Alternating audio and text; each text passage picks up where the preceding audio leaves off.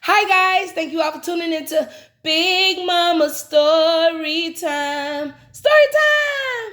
Don't forget to like, subscribe, share, comment to my page. Here we go.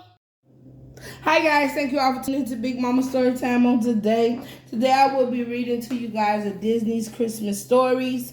Alright guys, this is a Mickey story. It includes Donald Duck's Christmas tree, Santa's toy shop, and Mickey's Christmas Carol. Alright guys, we're going to read the first book, the first story out of this book. Alright, so the first one will be Donald Duck's Christmas Tree. It was the day before Christmas at Donald Duck's house. The cookies were all baked. The presents were all wrapped. Now it was time for the Christmas tree.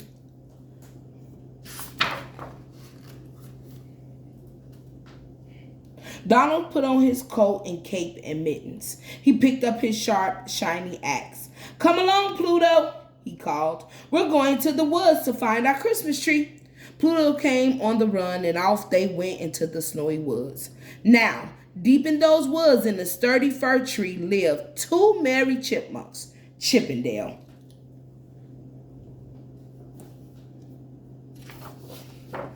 I used to love the TV show Chip and Dale cartoon.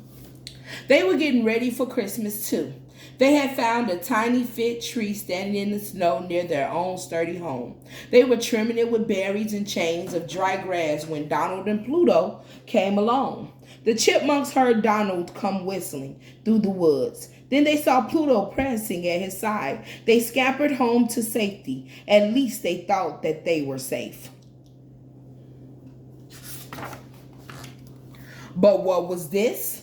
While Pluto Pup went sniffling about, Donald circled the sturdy fir tree, measuring it with his eye.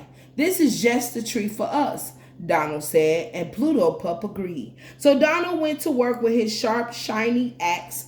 Chop, chop, chop, chop, chop. Poor Chip and Dale, hidden in the treetop. They were too frightened to think. He should have looked around at least. Seen if anybody was in a tree. Chop, chop, chop went Donald Duck's axe. Then creak, creak, creak went the truck. "Timber!" cried Donald, and down came the tree, with Chip and Dale clinging for dear life.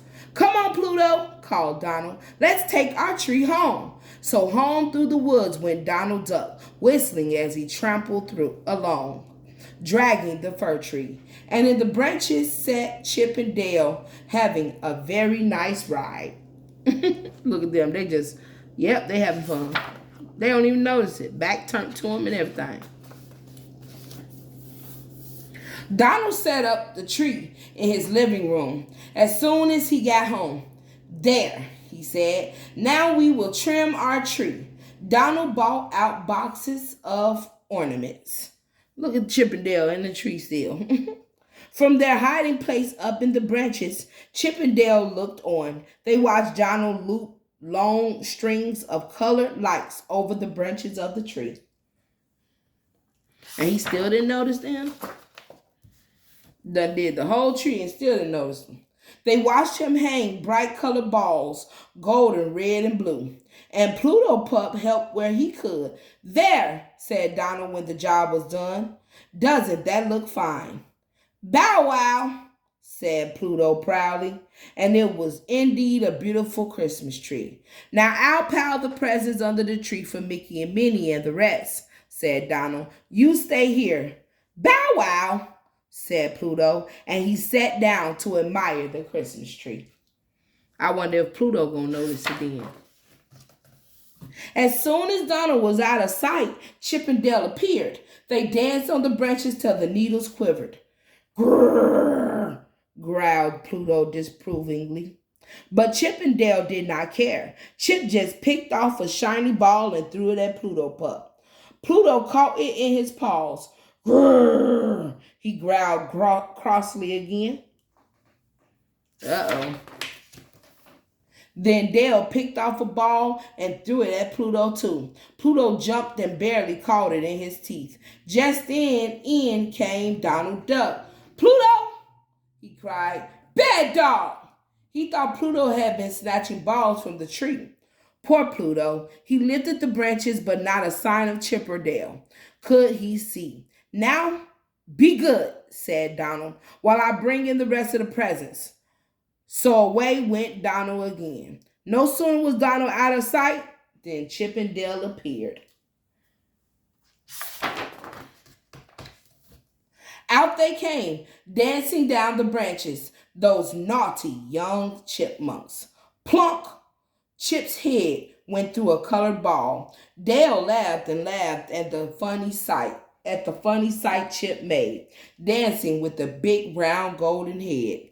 But Pluto did not think it was funny at all. They were going to spoil Donald's tree. "Grrr!" he growled, but they did not stop.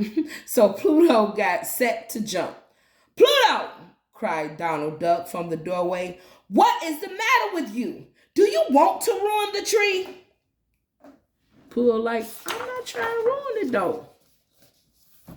Of course, Chip and Dale were safely out of sight, so poor Pluto could not explain. "You have to go out to your doghouse for the rest of Christmas Eve," said Donald. At that moment, there was a loud crash. "What was that?" cried Donald. "Bow wow," said Pluto, pointing to the tree. The colored lights were flickering on and off. "Okay, Donald, maybe you're finna notice."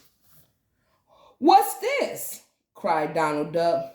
"Bow wow," cried Pluto, pointing again. Donald peered among the branches until he spied Chip and Dale.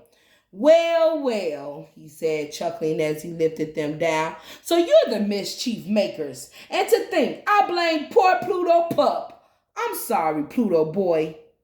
Pluto marched to the kitchen door and held it open. Chip and Dale, he felt, should go out in the snow. "Oh, Pluto," cried Donald, "it's Christmas Eve. We must be kind to everyone. The spirit of Christmas is love, you know. But you was just finna put him out, Donald." He like, if I was finna go out, they can go out.